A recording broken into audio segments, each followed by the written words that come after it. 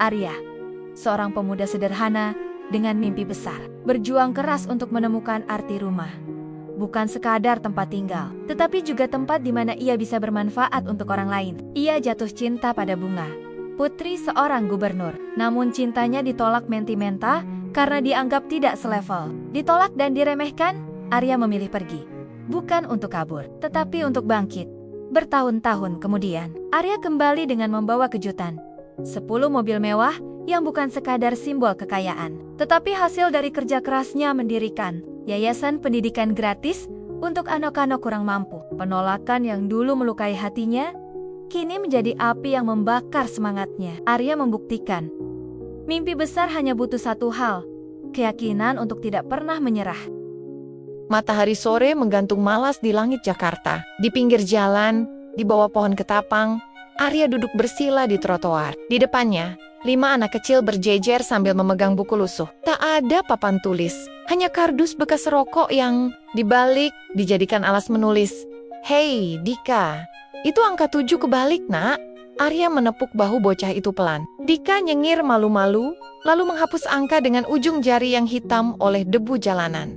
Bagi Arya, inilah rumah. Tempat di mana suara klakson, debu, dan terik matahari terasa seperti pelukan. Tiap huruf yang berhasil ditulis anak-anak ini seperti balasan kecil untuk hidup yang sering kejam padanya.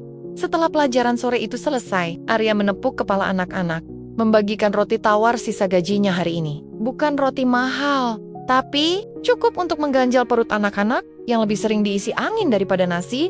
Dari trotoar itu, Arya pulang ke kos-kosan sempitnya di gang sempit dekat stasiun. Ia menyalakan kipas angin butut yang berisiknya hampir menyaingi suara kereta. Di dinding, ada kertas-kertas penuh coretan, rencana, mimpi, tabel tabungan, sketsa gedung sederhana dengan tulisan besar, rumah baca untuk anak jalanan. Di sadit meja, foto seorang gadis terselip di sela buku catatan.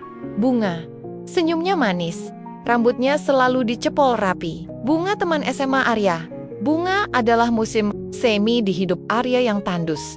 Dulu, Arya selalu jadi orang yang diam di kelas. Bunga satu-satunya yang pernah meminjamkan buku catatan satu-satunya yang pernah duduk di sebelahnya di kantin. Meski saat itu temon-temonnya menertawakan. Sejak itu, Bunga jadi doa yang diam-diam Arya rajut setiap malam. Malam ini, Arya duduk di tepi kasurnya. Tangannya memegang setelan kemeja putih, pinjaman dari teman ojeknya. Besok, ia akan memakai kemeja ini ke rumah gubernur. Ya, adalah gubernur terkenal. Sosok yang bahkan namanya sering muncul di berita TV. Temannya di pangkalan ojek sempat tertawa waktu Arya bilang mau melamar Bunga. Kau mabuk? Ya, lihat diri kau di kaca. Lulusan SMA, ojek online, kos-kosan sempit. Mau ngelamar anak gubernur? Udah, tidur lagi. Tapi Arya tidak mabuk. Ia hanya mabuk mimpi. Baginya, kalau cinta harus ditahan-tahan hanya karena status, untuk apa hati diciptakan? Esoknya, Arya berdiri di depan gerbang rumah megah yang lebih mirip istana kecil. Sepatunya sedikit berlubang di sisi, tapi Arya berdiri tegak. Security menatapnya dari atas ke bawah, seolah memindai dosa.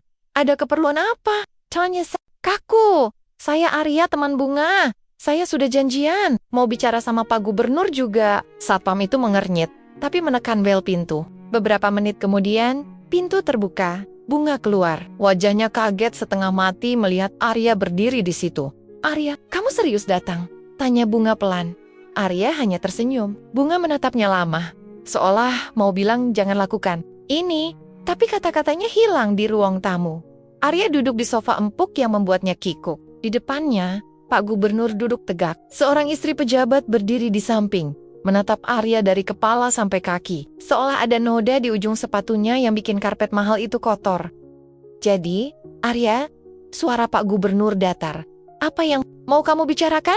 Arya menegakkan punggungnya. Tangannya gemetar sedikit. Pak, saya ingin melamar Bunga. Ruangan hening. Hanya jam dinding yang berdetak keras.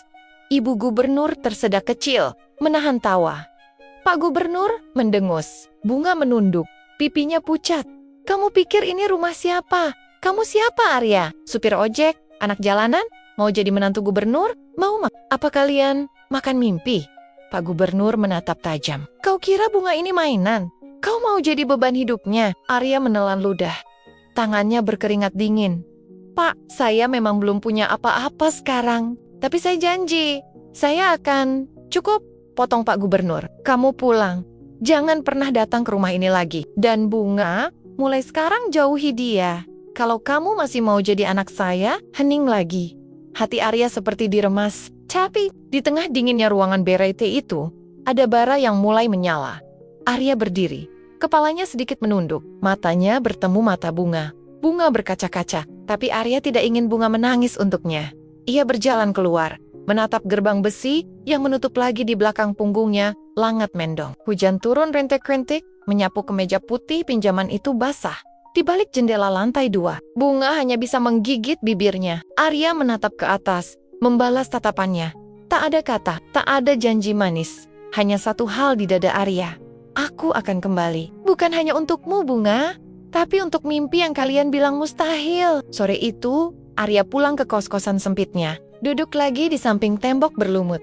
Membuka buku catatan. Menulis 2 kalimat besar di halaman pertama. Aku bukan siapa-siapa sekarang. Tapi besok, lihat.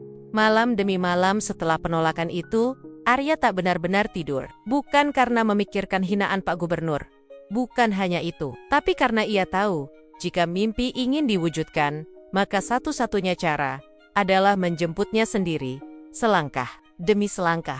Meski jalannya terjal, di kamarnya yang sempit Arya main koret-koret buku catatan bekas sambil menahan kantuk. Di sampingnya, termos air panas dan kopi sachet sudah jadi teman setia. Di antara suara kipas angin butut dan dengung kereta yang lewat, Arya menulis rencana besar. Mimpi gila untuk orang yang katanya bukan siapa-siapa. Pagi harinya, Arya berkeliling dengan motornya yang tua, mengantar penumpang dari satu gang, Key Gang Lane. Siang, ia jadi tukang parkir di minimarket dekat stasiun. Malam, ia kembali mengajar anak-anak jalanan di bawah jembatan layang. Di sela-sela itu, ia mencuri waktu belajar bisnis kecil-kecilan, APAs, jualan pulsa, jualan kopi sachet di pangkalan, sampai jadi reseller barang bekas. Buat orang lain, semua itu mungkin hanya remeh, tapi buat Arya, setiap ribuan rupiah adalah batu bata untuk membangun impiannya. Rumah baca untuk anak jalanan. Suatu sore, Arya duduk di pinggir jalan sambil menghitung recehan. Hujan turun rintik-rintik, membasahi jaket ojek yang sudah pudar warnanya. Ia menatap sekotak donat di sampingnya, sisa dagangan temannya yang tak laku. Ia beli, meski uangnya pas-pasan. Donat itu akan ia bagi untuk anak-anak nanti malam. Tiba-tiba, suara klakson mobil membuyarkan lamunannya. Sebuah mobil sedan mewah berhenti di depan Arya.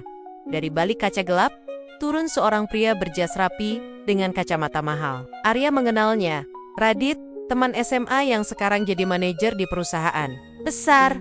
Ya ampun Arya, kamu masih begini aja? Tanya Radit, tertawa kecil, memandangi sepatu Arya yang mulai basah kuyup. Kemana aja? Aku dengar-dengar, kamu mau buka yayasan. Hah? Dengan modal apa, Ar? Modal nekat? Arya hanya membalas dengan senyum tipis.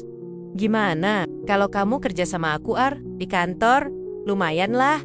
Gajimu bisa buat makan enak, beli motor baru. Nggak usah sok idealis lah, Ar. Anak jalanan itu nggak butuh mimpi. Mereka butuh uang. Kalimat Radit menusuk, tapi Arya sudah kebal dengan ucapan seperti itu. Ia menatap Radit, mencoba menahan perih yang menggerogoti dadanya. Makasih, Dit, tapi maaf, aku punya jalan sendiri. Radit tertawa, menepuk bahu Arya seolah menepuk bocah yang sedang bermimpi di siang bolong. Ya udahlah, kalau capek jadi pahlawan jalanan, kabarin aku. Mobil Radit melaju lagi, meninggalkan percikan air hujan di kaki Arya. Ia menatap jalan kosong di depannya, menggenggam sekotak donat erat-erat. Hatinya sesak, tapi ia tahu, kadang jalan yang benar justru sunyi. Malam itu, Arya mengajar lagi di bawah jembatan. Suara motor berisik, lampu kendaraan menyorot wajah-wajah kecil yang tetap semangat mengeja huruf di buku lusuh. Arya di samping Dika yang belum juga lancar menulis. Bang Arya, kenapa hujan? Basah ya? Dika menunjuk jaket Arya yang masih menetes. Arya tertawa kecil. Biar kita nggak kering kerontang sama mimpi, Dik. Dika bingung, tapi tertawa juga. Anak-anak itu tertawa, padahal hidup mereka jauh dari kata layak. Kadang Arya iri, bagaimana bisa anak-anak ini tetap bisa tertawa, meski perut mereka sering kosong. Beberapa hari kemudian, Arya berkeliling ke kantor-kantor kecil, ke kafe, ke toko buku. Ia mengetuk pintu satu persatu. menawarkan proposal. Isinya sederhana. Ajakan donasi untuk mendirikan rumah baca. Beberapa orang menatapnya aneh. Sebagian menolak halus, sebagian lagi pura-pura sibuk. Arya menunduk sopan setiap ditolak, tapi tak pernah benar-benar pergi dengan tangan hampa. Setidaknya ia selalu pulang dengan satu hal. Keyakinan, hingga suatu sore, puncaknya datang. Arya pulang ke pangkalan ojek dengan wajah lelah, badannya pegal, tangannya pegal, memegang map proposal seharian. Tapi baru saja ia duduk, suara motor besar meraung di depannya.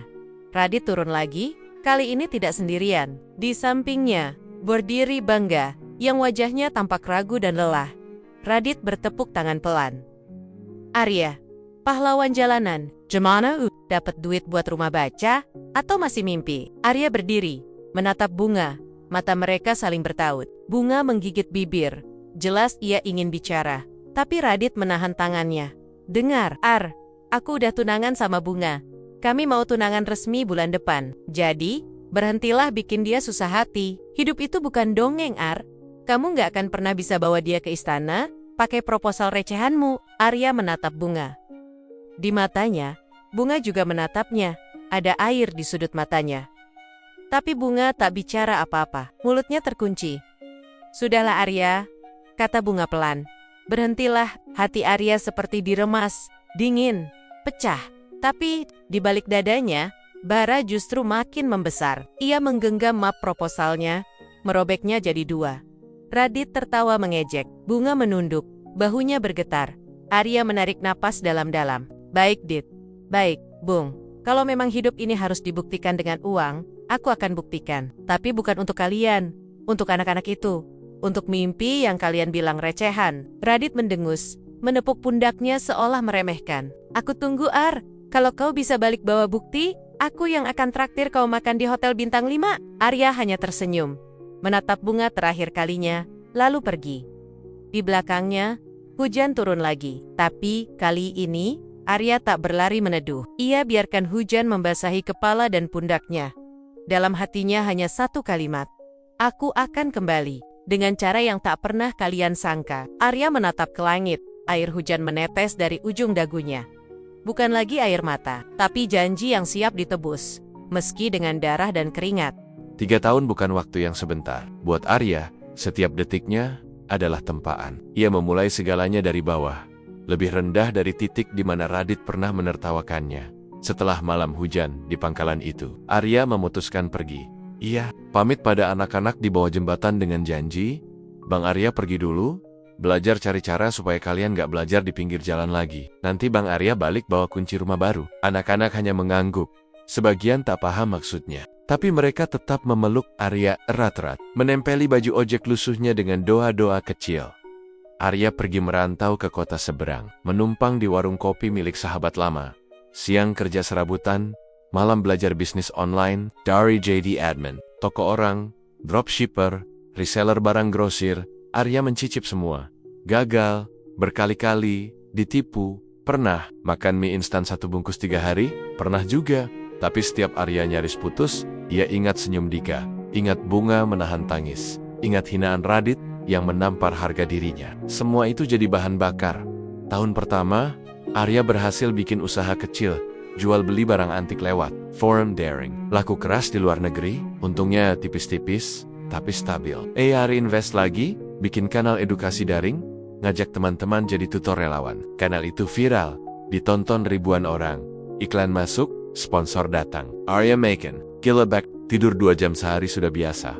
Hingga satu pagi, ia bangun dan mendapati saldo rekeningnya tembus angka yang dulu cuma jadi mimpi. Tapi Arya tak buru-buru foya-foya. Duit pertama justru ia pakai beli lahan kecil di kampungnya, pondasi rumah, baca impian.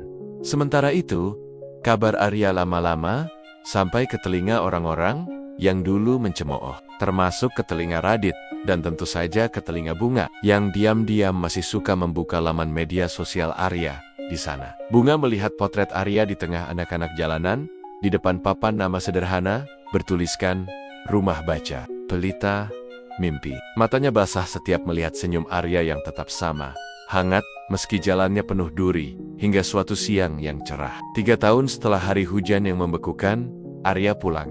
Desas-desus kepulangan Arya cepat menyebar. Warga gang sempit tempat dulu ia mangkal menunggu, berbaris di pinggir jalan. Anak-anak yang dulu diajar di bawah jembatan berlarian sambil membawa kertas bertuliskan, "Selamat datang, Bang Arya." Dan lalu, dentuman suara klakson membelah keheningan. Bukan motor tua, bukan angkot, tapi konvoi 10 mobil mewah berderet pelan memasuki gang kecil. Di mobil paling depan, jendela terbuka. Arya duduk di kursi belakang, melambai dari balik kacamata hitam. Senyum kecilnya sama, hanya sorot matanya yang kini berbeda.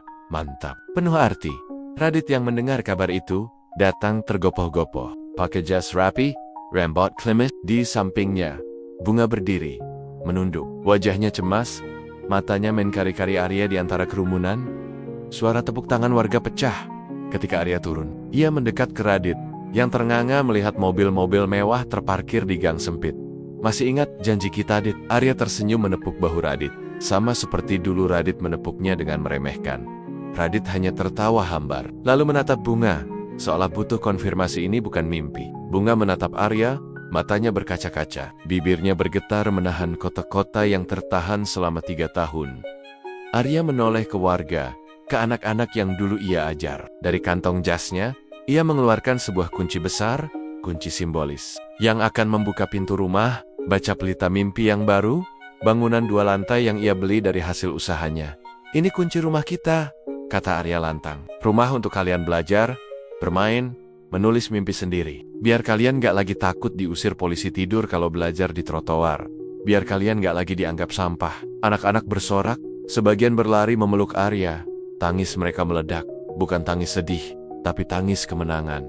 Bunga maju perlahan, langkahnya ragu, suaranya bergetar. "Arya, maaf."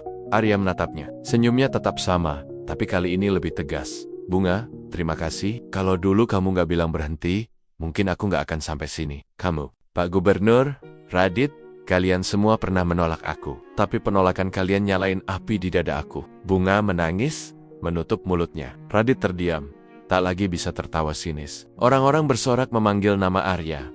Di tengah sorak-sorai itu, Arya berdiri di atas mobil mewahnya. Takangku, ia hanya ingin menunjukkan satu hal pada dunia, mimpi tidak pernah terlalu tinggi untuk orang yang rela jatuh berkali-kali. Arya menatap langit biru. Ia mendongak, membisik dalam hati.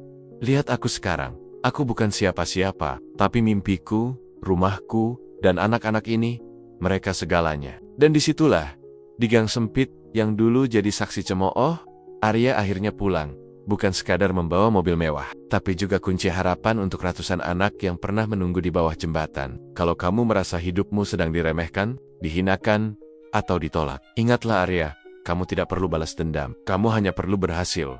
Like, share, dan subscribe kalau kamu percaya. Rumah terindah adalah mimpi yang tidak pernah kamu tinggalkan.